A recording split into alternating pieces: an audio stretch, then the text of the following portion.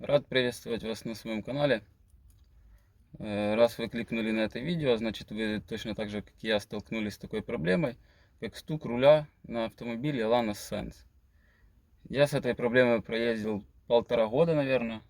Это очень раздражает.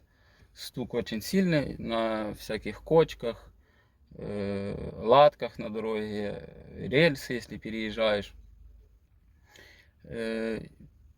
Поискавший информацию в интернете, все говорят только про замену подшипника в рулевой колонке и пластиковой втулки.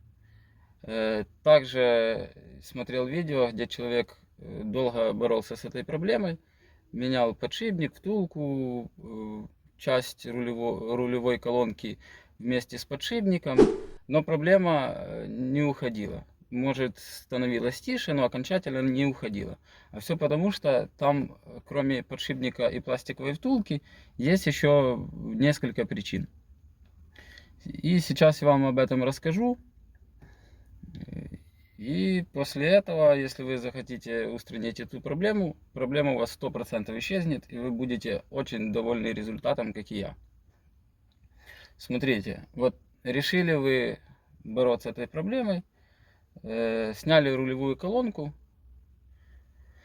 и первым делом обращаем внимание на такую деталь, как вот резиновая муфта, которая соединяет рулевую колонку с рулевой рейкой. Смотрите, у нее присутствуют люфты. То есть люфты и так, и так. И если так постучать, слышно, как очень сильно она гремит. При этом из-за этого на руле есть еще несколько миллиметров вправо-влево свободный люфт. И плюс, когда ты его туда-сюда дергаешь, руль, вот этот вот щелчок, он стучит, чувствуется немного по педалям, отдает. Это проблема номер один. То есть вы сняли рулевую колонку, проверяем обязательно на наличие этих стуков. Дальше, пластиковая втулка. На нее обращаем внимание тоже обязательно. Она стоит там буквально 30 гривен. Можете в любом случае поменять, так как это недорого. Под нее ставите обязательно, вот ставите пластиковую втулку. И под нее металлический хомут затягиваете на рулевой вал. Ну, обычный металлический хомут, как для патрубков. Потому что при движении руля, она на подвижной части, она спадает вниз и как бы не выполняет свою функцию. Ну, такая вот конструктивная ошибка. Смотрите дальше. Следующий нюанс, который я обнаружил, это стук механизма блокировки руля. То есть рулевая колонка идет, вот здесь вы вставляете ключ, сердцевина вставляется, то есть в этот вот корпус механизма блокировки руля. Вот так вот сбоку оно прикручивается. То есть сняли рулевую колонку и проверяете. Как ее можно проверить и как обнаружил это я. То есть я снял рулевую колонку, уже все разобрал, ничего на ней нет, вал достал, все. Я по ней стучу, я слышу, как дребезжит что-то. Просто берете этот механизм и туда-сюда пробуйте на наличие люфтов. Если есть люфт, вы услышите этот звук, или просто уже все разобрано, осталась только эта деталь на рулевой колонке. Постучали по ней, если есть звук, это скорее всего она. Она на заводских срывных болтах, ну если до вас никто там не лазил. Высверливаете эти болты.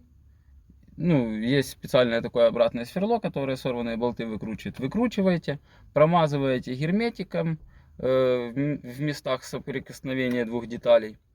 И заново на обычные болты хорошо протягиваете. Почему так происходит? Скорее всего, я думаю, с завода она не гремела. Я думаю, это скорее всего, когда дергает руль, когда он заблокированный. То есть там вылазит язычок, и вы то есть его дергаете, то туда, то сюда даете нагрузку. И как-то, наверное, с годами, со временем, я думаю, из-за этого его начинает туда-сюда двигать и разбивать. То есть проверяете это, мажете герметиком, протягиваете. Все, этой проблемы нет. Дальше переходим к подшипнику. Там тоже есть такой нюанс, просто поменять подшипник этого недостаточно, потому что я когда уже все поменял, собрал, поставил рулевой вал на место, руль еще не поставил, беру завал, а я слышу маленькие ударчики, как люфтит этот вал, но подшипник-то новый. И там есть такой нюанс, на концу вала вот начинается резьба гайки, резьба под гайку на валу, потом шлицы, и потом начинается уже как бы сам гладкий вал, но он идет таким небольшим конусом. И получается, вал должен стоять, максимально подпирать сам подшипник. То есть, вот отверстие подшипника, вот вал. Вы ставите. Здесь есть на валу небольшой выступ, которым должно упираться в подшипник. То есть если вал немного буквально съехал, миллиметр вниз, и там этот конус, то есть диаметр немного меньше, он будет у вас люфтить, болтаться, подстукивать. Буквально там какой-то миллиметр. То есть, я выявил такую проблему, потому что поставил все новое, все вроде бы нормально, а люфт есть. Как решается эта проблема? Вот стоит вал, просунутый через подшипник. Сюда одеваете какую-нибудь проставочку и затягиваете до упора хорошо гайку. Вал идет телескопический, то есть он слаживается один в один при ДТП. То есть эта проблема могла стать, может по рулю кто-то когда-то сильно ударил, он там сложился немного и не упирает в подшипник. То есть ставите проставку, затягиваете хорошо гайку, чтобы вал, если он там сложенный, его подтянуло и уперло подшипник. Только через проставку затягивать надо, когда вы уже прикрутили вал на место к резиновой муфте этой. Естественно, чтобы его просто с нее не потянуло. То есть внизу уже вы затянули, и вверху через проставку затягиваете гайку, чтобы вал подтянуло вверх и уперло подшипник. Но конструкторы этого автомобиля не такие дураки. Вы когда снимаете руль, там есть между рулевой колонкой и рулем пружина. Я так понимаю, эта пружина специально сделана для того, чтобы распирать руль от рулевой колонки, тем самым подтягивая вал вверх и упирая его в подшипник. То есть вот рулевая колонка, вот руль, а между ними стоит пружина. То есть которая распирает и как бы подтягивает вал кверху, упирая в подшипник. Почему так происходит, и эта пружина не работает? Какие могут быть варианты? Я думаю, может по какой-то причине как-то с возрастом эта пружина слабнет и не выполняет свою функцию нормально. Это первое. Второе, может быть, не до конца посажен руль, и тем самым пружина, опять же, не на максимум работает. То есть, вот рулевая колонка, вот руль. И вы, допустим, посадили руль наполовину шлицов. Допустим, примерно. Не до самого конца. И вот он только пружины коснулся, она толком не жалась так, как ей надо. И она не распирает полностью их, не выполняя полностью свою функцию. И как бы все. Дам еще такой совет, если вы захотите заняться этим ремонтом, лучше не лезьте туда без съемника, потому что потратите время и много нервов. В остальном там ничего сложного, но скажу сразу, на СТОшках, скорее всего, по-нормальному, так, чтобы полностью устранить стук руля, вам не сделают. с вас сдерут деньги, вам поменяют подшипник в пластиковую втулку, скажут, езжай, вы выйдете, будет то же самое. Потому что, как я понял, по своему автомобилю, и до этого у меня был еще один Ланос, и там такая же проблема была, но только там я не устранял и с ней ездил. И у знакомого есть Ланос, и у него этот стук руля присутствует. Я думаю, что, скорее всего, все вот эти пункты, что я вам рассказал, причины этого стука, они, скорее всего, во всех автомобилях одинаковые. То есть проблему нужно лечить комплексно, только комплексно, и тогда будет стопроцентный результат.